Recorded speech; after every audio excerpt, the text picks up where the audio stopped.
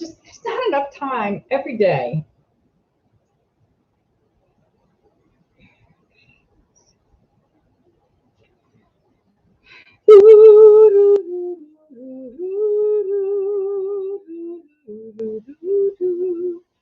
I see all the old lady stuff on my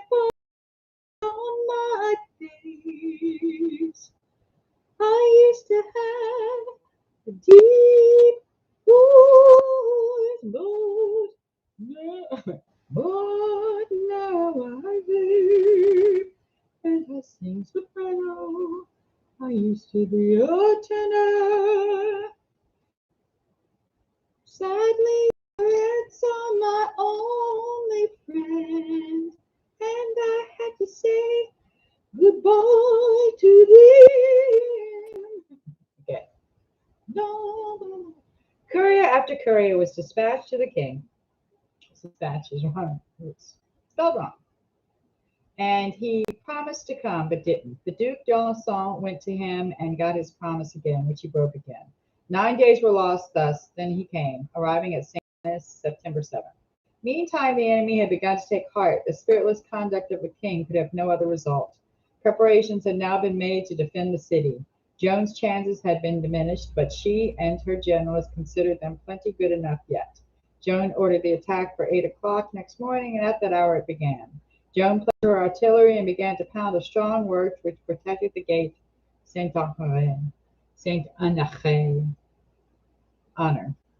When it was sufficiently crippled, the assault was sounded at noon, and it was carried by storm. Then we moved forward to storm the gate itself, and hurled ourselves against it again and again.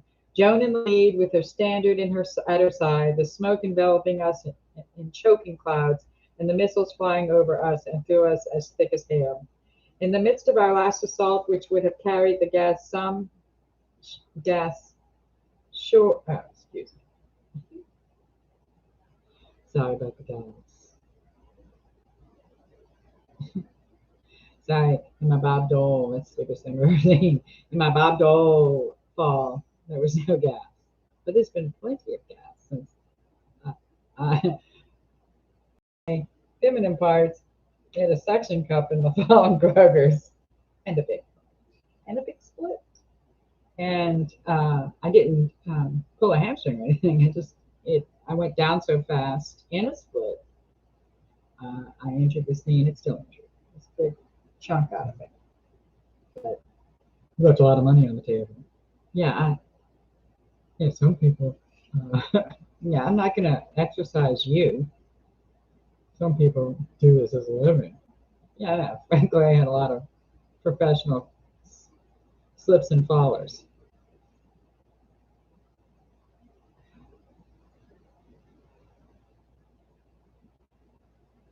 I didn't read the report, and all I got was somebody being salacious and disgusting. So, and I was old then, I'm older now.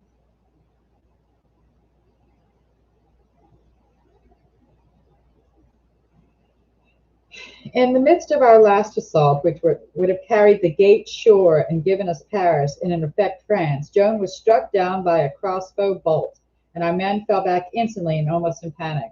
For what were they without her? She was the army herself.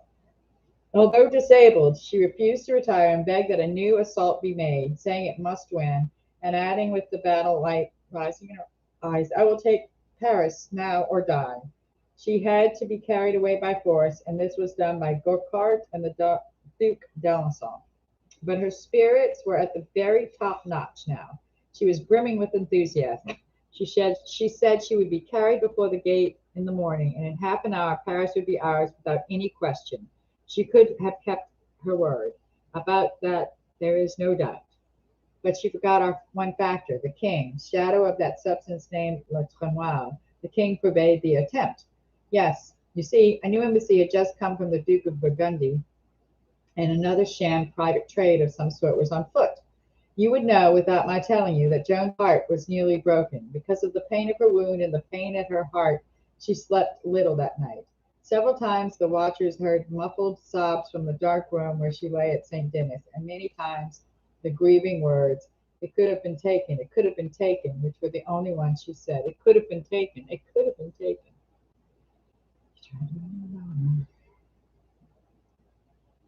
She dragged herself out of her bed a day later with a new hope. D'Alençon had thrown a bridge across the Seine near St. Denis. Might she not cross by that and assault Paris at another point? But the king got wind of it and broke the bridge down. And more, he declared the campaign ended. And more still, he had made a new truce and a long one, in which he had agreed to leave Paris unthreatened and unmolested whence he had come. Joan of Arc, who had her own king. She had said once that all she feared for her cause was treachery. It had struck its first blow now. She hung up her white armor in the royal basilica of St. Denis, and went and asked the king to relieve her of her functions and let her go home. As usual, she was wise. Grand combinations, far-reaching great military moves were at an end now. For the future, when the truce should end, this war would be merely a war of random and idle skirmishes, apparently, work suitable for subalterns and not requiring the supervision of a sublime military genius. But the king would not let her go. The truce did not embrace all France. There were French strongholds to be watched and preserved. He would need her, really, you see. Cromwell wanted to keep her where he could balk and hinder her. Now came her voices again. They said, "Remain at St. Denis." There was no explanation. They did not say why. That was the voice of God. It took precedence of the command of the king. Joan resolved to stay, but that filled Le Tremont with dread. She was too tremendous a force to be left to herself. She would surely defeat all his plans. He beguiled the king to use compulsion. She had to submit because she was wounded and helpless. In the great trial, she said she was carried away against her will, and that if she had been wounded, it could not have been accomplished. She had, and that if she had not been wounded, it could not have been accomplished. Ah, she had a spirit, that slender girl, a spirit to brave all earthly powers and defy them. We shall never know why the voices ordered her to stay. We only know this, that if she could have obeyed, the history of France would not be as it now stands written in the books. Yes, you will see that. Yes, well, we know that. On the 13th of December, the army, sad and spiritless, turned its face toward the Loire and marched without music. Yes, one noted of that detail. It was a funeral march. That is what it was. A long, dreary funeral march with never a shout or a cheer. Friends looking in tears all the way, enemies laughing. We reached Vienne. Tower couldn't say her hours. Tower one. Couple Tower drives.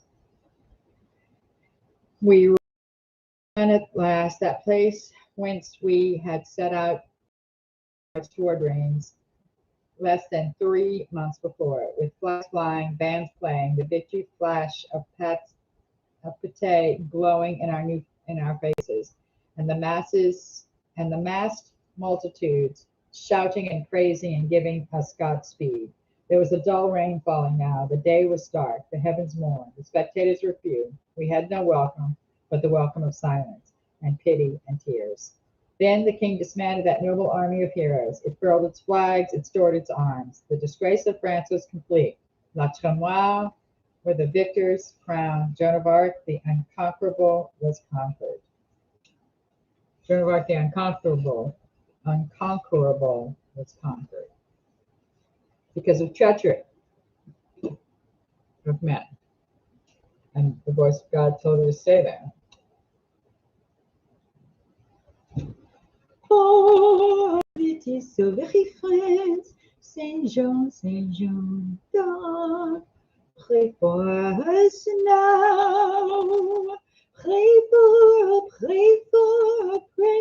us now.